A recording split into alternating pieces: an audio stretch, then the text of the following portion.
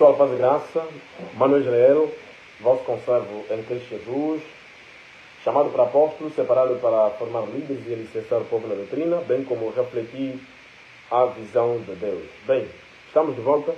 Agora vamos falar sobre a visão geral do namoro. Acredito que há muitos cristãos que estão dentro deste contexto. Falamos muito do casamento, mas agora vamos falar do namoro. Pode ser que você não é casado, mas se calhar estás dentro de uma relação que já leva muito tempo, se assim podemos dizer. Bem, vejo muita gente a dizer assim, namoro cristão. Esse termo não é bíblico. Alguns dizem também, namoro dos cristãos. Também é um termo enquadrado. Na verdade, a Bíblia não fala de relacionamento de namoro como um relacionamento aprovado ou um princípio para o casamento. Mas, tendo em conta a evolução dos tempos, hoje conseguimos enquadrar o namoro dentro do contexto cristão. Bem, conseguimos enquadrar, mas na verdade nem todo mundo obedece. Porque na verdade o termo namoro, à luz da Bíblia, ela não existe, mas pode-se enquadrar, né? Porque a Bíblia fala que no passado existiam concubinas, que em outras palavras significa namoradas. E quando vamos ver, as concubinas eram mulheres que estavam a serviço de homens casados. Por exemplo, Salomão tinha 300 concubinas, o próprio José, ou seja, o Jacó tinha concubinas e muitos outros homens na Bíblia, o Davi também tinha concubinas e muito mais. Então, concubinas eram sempre aquelas mulheres adicionais a homens casados. Agora, quando vamos ver o contexto do casamento na Bíblia, vamos ver que na Bíblia eram os pais que escolhiam mulheres para os seus filhos. E por sua vez, os filhos tinham que honrar os pais, permanecendo com essa mulher até que a morte os separasse. No texto que nós lemos há pouco, de Gênesis 24, nós vemos que Abraão escolheu mulher para seu filho já casar. Mas hoje, estamos a ver muitos jovens a escolherem suas próprias mulheres, o mesmo que escolheram e acabam também terminando quando quiserem. Mas deixa dizer que num relacionamento, pessoas imaturas e irresponsáveis não devem entrar. Como, por exemplo, adolescentes não devem entrar. A princípio, entendemos que o namoro é um relacionamento aberto. Por isso é que pode-se terminar quando se quiser. O noivado também é um relacionamento aberto. Pode-se terminar. Agora, o casamento é um relacionamento fechado. Por isso é que não se termina o casamento. A única forma de terminar o casamento é divórcio. E a palavra divorciar significa rompimento. Quando se rompe uma porta fechada, né, podemos quebrar a fechadura. Quando se rompe o casamento, pelo menos 7 pessoas saem feridas. As famílias que estavam lá presentes saem feridas. O pastor sai ferido. Os padrinhos saem feridos. Os filhos também saem feridos. Os amigos saem feridos. Os vizinhos saem feridos. E até inclusive outras pessoas adicionais também saem feridas. Por isso é que o casamento não se rompe. Agora, falar do namoro. Bem, namoro dentro do contexto cristão, para aqueles que são cristãos, eu acho que o namoro não deveria levar tanto tempo assim. Tem cristãos que namoram muito tempo. Bem, se namoro é uma fase de se conhecer, por que namorar tanto tempo? Até porque um homem nunca vai conhecer uma mulher na totalidade no namoro. Há comportamentos que vão ser manifestados quando a mulher estiver dentro de casa.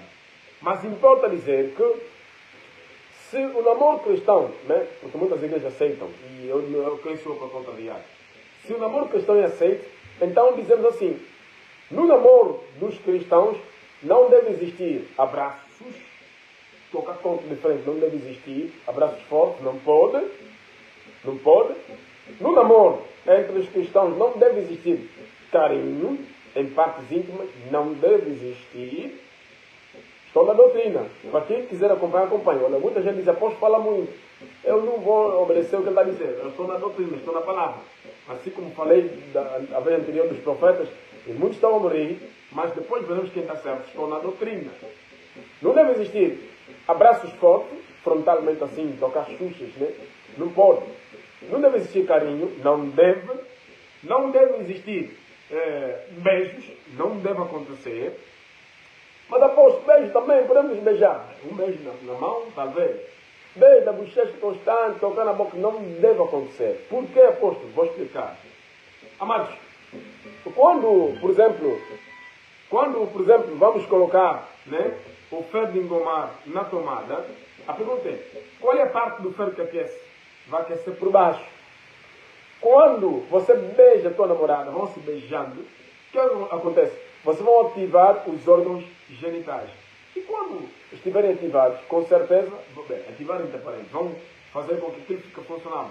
Depois daquilo estar ativo, o que vai acontecer? Vão cair. Por isso é que muitos cristãos namoram. Namoram e se envolvem.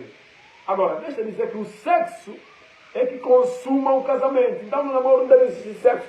Porque sexo, beijos, carinhos fortes, abraços, são serviços do casamento. Por que muitas irmãs não são casadas? Por causa disso. Né? Então você imagina, você abraça seu namorado, você carinha, aceita aquele carinho, vocês fazem sexo, acha que um dia vai te casar, se você está a dar serviço do casamento para ele.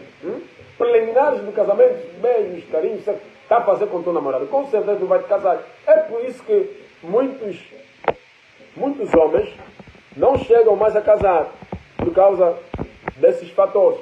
Então é importante termos noção dessas coisas, meus amados em Cristo Jesus. Né? É importante. Então vamos aqui entender o que estou a dizer. É o seguinte.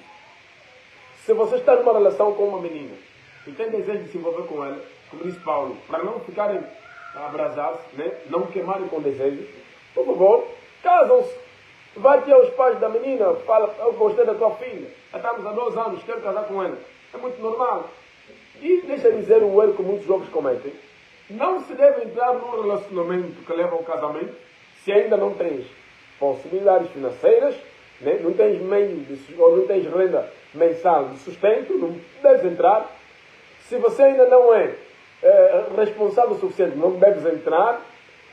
Se você não se sente capaz para um dia casar, não deves entrar. Porque quando se entra num relacionamento, a tendência é casar. Deixa eu dizer que um casamento é o estágio mais alto do relacionamento sentimental. Se você começa a namorar é porque você quer chegar no casamento. Se você não quer chegar no casamento, então você é um falso. Você não é cristão. Você é alguém que é mundano infiltrado no cristianismo. Porque um cristão de verdade, quando entra num relacionamento, o propósito é casamento.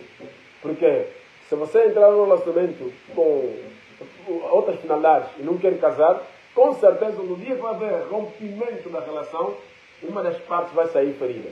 E como vocês são cristãos, vão se guardar ódios, rancores e por aí e vai. Então nós queremos que hajam casamentos. Por favor, se está num relacionamento, legalize o teu relacionamento.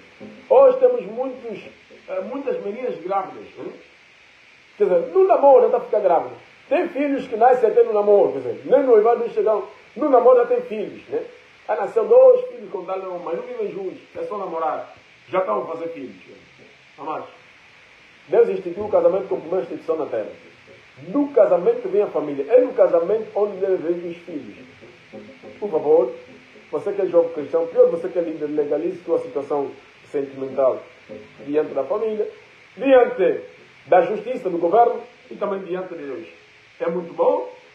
Fazendo isto, te guardarás das concupiscências desse mundo e de outras maldades que podem vir a acontecer e te fazer desviar-se do cristianismo. Deixa dizer que existe pecado por toda parte, então temos que fugir. Paulo, nas suas cartas, vai falar muitas das vezes sobre o pecado sexual. Fujam do pecado sexual. Fujam do pecado sexual. Por favor, meus amados, fujam. Hoje, muitos jovens já não estão a ter temor de Deus. Depois de nós termos uma sentada falando sobre aquele filho profético, se posso profetizar, é verdade ou não, eu fiquei muito triste comigo mesmo. E Deus me fez entender.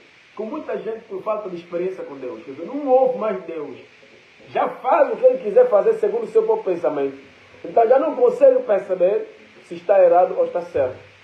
Muitos jovens pregadores tinham que perder noites, começar a meditar, começar a orar. Não fazem nada disso. Relaxa, dá um relaxado. Pega a Bíblia, leu apenas para ir pregar nos outros. Não se esforça. Por isso é que apresentam comportamentos reprováveis. A Bíblia diz que temos que ter cuidado de nós mesmos e também da doutrina. Porque fazendo isso, vamos nos salvar não só nós, mas também aquelas pessoas que vão nos ouvir. Assim deve ser. Então, mano, eu disse, namoro não deve existir abraços fortes, carinho, beijos, né? E muito menos sexo.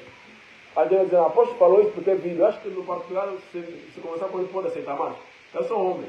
Estou a seguir apenas a orientação bíblica. E eu tenho que dar aquilo que é verdadeiro, para não te levar na perdição. Por favor, eu já vi muitos pastores a incentivarem seus crentes. Não podem estar juntos. envolvem-se, cujo objetivo é casamento, então já podem estar juntos. Volto a dizer, não estás proibido de estar com uma mulher ou de ter uma mulher. Você pode ter uma mulher.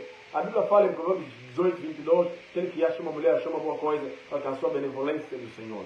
Não estás privado disso, porque podes procurar tua mulher. Paulo diz em 1 Coríntios 7 que por cada posição cada um tenha só uma mulher. Podes procurar tua namorada, mas cujo objetivo é o casamento.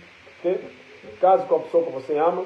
E tem muitas meninas que já estão tristes, namorou com um homem durante 7 anos, houve muitas vezes envolvimento sexual, envolveram-se muitas vezes. Ele elogiou o filho alheio, teus cabelos são bonitos, tua barriga, tua bochecha, teus pés. É o homem cristão, depois caiu fora. Vem mais um Joãozinho, elogiou, envolveu-se, deixou. Temos muitas meninas hoje que já passaram na mão de muitos jovens. Estão aí nas igrejas vestidos com seias compridas, parecem santos, mas muitos irmãos já brincaram esses meninos. Por amor de Deus, não temos que fazer isso. Não temos que fazer isso. Isso é pecado diante de Deus. É um grande problema. Paulo disse que aquele que se prostitui peca contra o seu próprio corpo. Por favor, servo de Deus, cristãos, vocês que me acompanham, tenham temor de Deus. Olha, podes não fugir teu pastor, podes não temer teu pai, podes não fugir o apóstolo, mas tenha temor de Deus por amor de Jesus. Porque Jesus é que vai nos julgar. E aliás, nesse morrer no pecado vai ser julgado no juízo final. Como já havíamos falado na vez anterior. Deus abençoe vocês também.